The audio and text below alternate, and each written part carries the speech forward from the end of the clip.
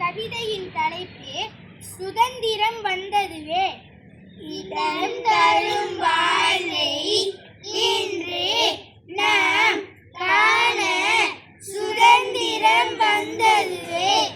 தேசம் எமது தேசம், தேசம் எமது வாசம், தேசம் எமது சுவாசம், தேசம் எமது விசுவாசம், தேசம் எமது பாசம், தேசம் இது எமது தேசம். 34.2 கோடி மக்கள் கூடி வாழும் தேசம்.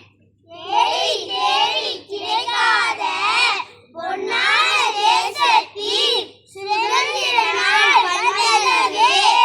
மலேசியா நாட்டில் ஒரு தாய் பிள்ளைகள் நாங்கள், ஒன்றாய் வாழும் குழந்தைகள் நாங்கள்.